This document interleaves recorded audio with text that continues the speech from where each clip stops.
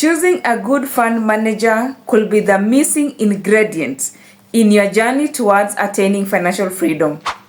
A good fund manager could actually help you to multiply your wealth much faster, or could help you to grow your wealth much faster.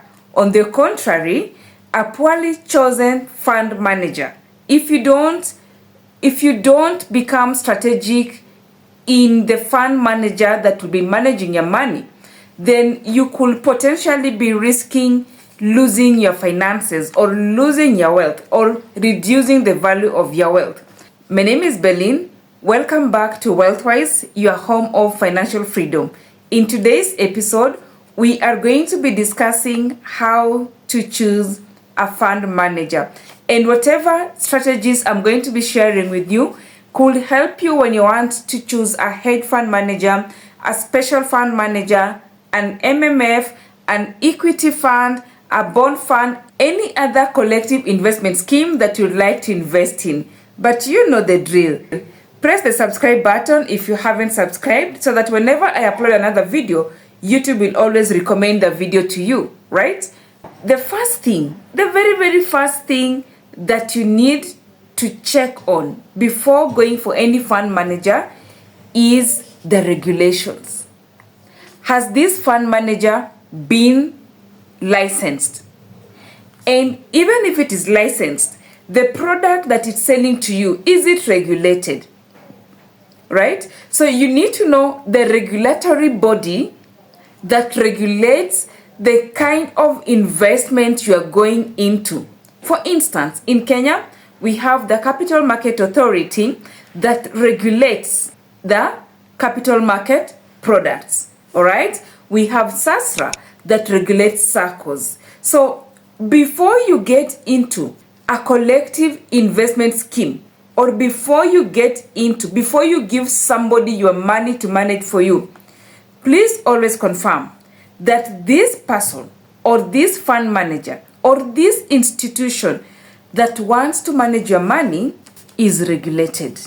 However, regulation does not always guarantee security of your investment, because we have seen regulated SACCOs going under, we have seen regulated commercial banks being put in receivership, and we have seen regulated fund managers, investment banks rather, having trouble. So then what else do you need to be checking on? What is the next checkbox that you need to tick before giving somebody your money to manage for you? What is this fund manager's objective? Do they have an objective?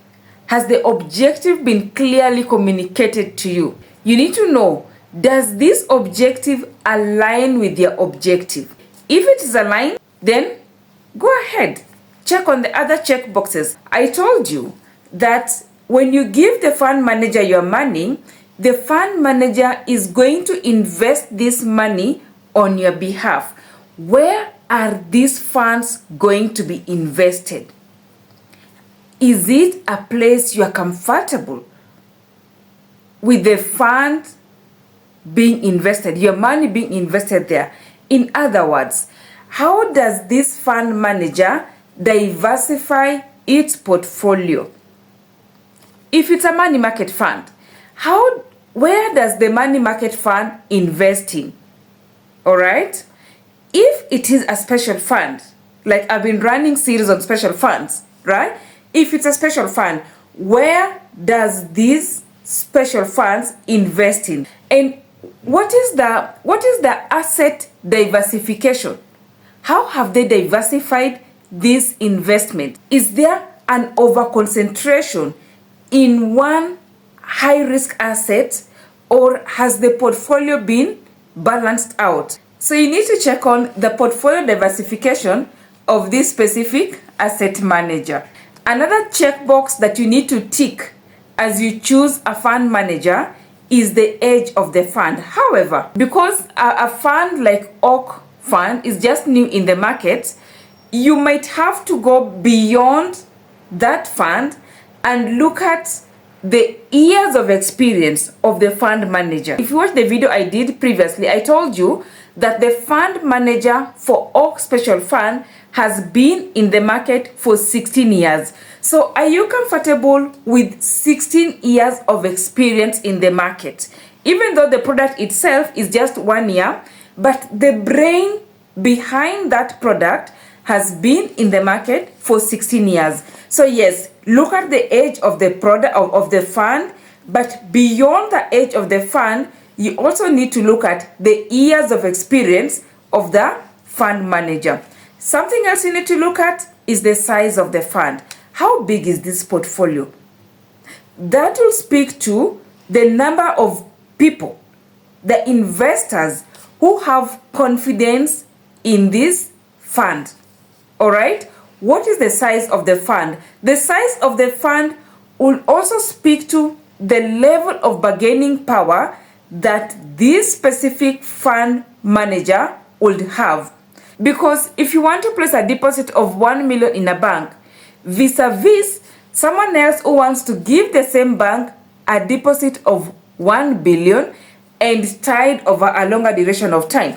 Of course, the fund manager with 1 billion would have a better bargaining power as opposed to the other person who has just 10 million or 100 million to deposit within the same bank. So what is the size of this fund?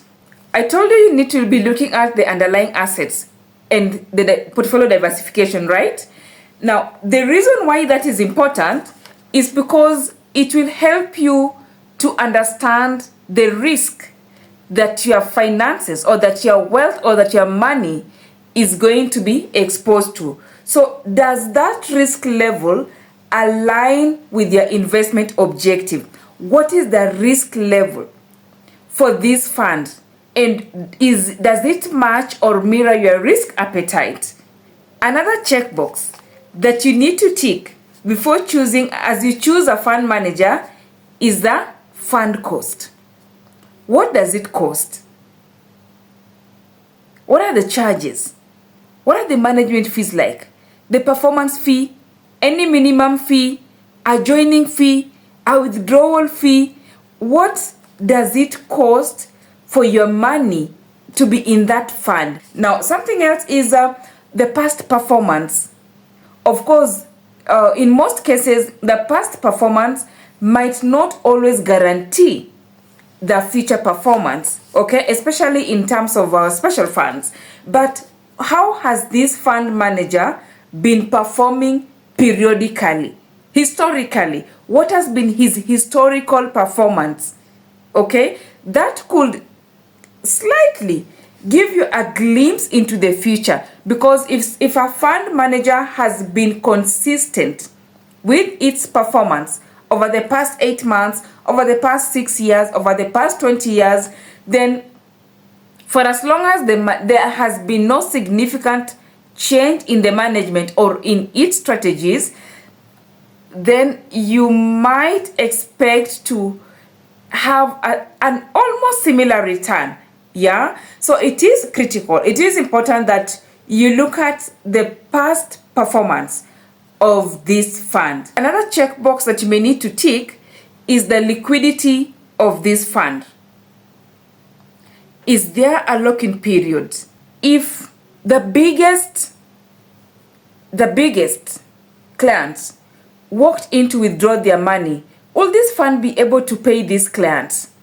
Unfortunately, I'm not sure whether Capital Market Authority has already given the fund managers a regulation as to the maximum amount of deposit they should be accepting from one individual. Like in the commercial banking sector, there is a regulation on the maximum deposit, the highest amount of deposit they should ever receive from one specific depositor.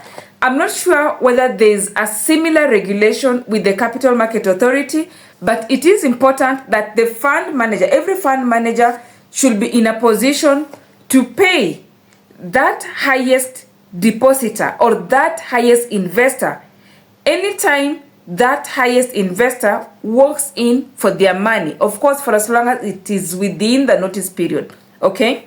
If it is 2 days and the highest investor has 5 billion in that fund, and that person says, wire my money to bank ABCD, or I need my money back, will that fund manager be able to pay that without the fund having to run into losses because it had to close positions or foreclose prematurely?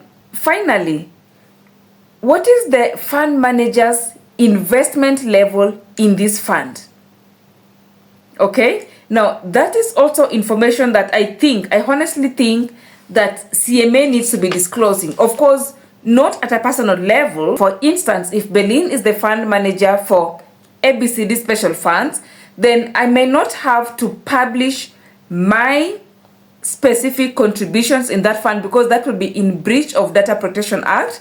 But it is critical for fund ABCD to disclose to its investors that out of the 6 billion or out of the 10 billion, the insiders, the management of this fund, Berlin as the fund manager and the directors of this fund and the employees of this fund have their contribution or have invested 2 billion, okay, or have invested 1 billion. Why?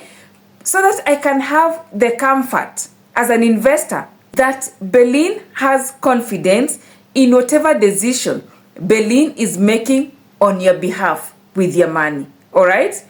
Because I know that Berlin knows that if Berlin as in making some of these decisions, then Berlin also stands a chance of losing money because my money is in the same fund. So it's good to know the volume of the fund manager's investment in this fund. So those are some of the things that you need to be looking at as you choose a fund manager. Out of these things that I have mentioned, what encouraged you, or what checkboxes did you tick as you are choosing your fund manager? Otherwise, thank you so much for joining us in Wealthwise, your home of financial freedom. See you on the next video.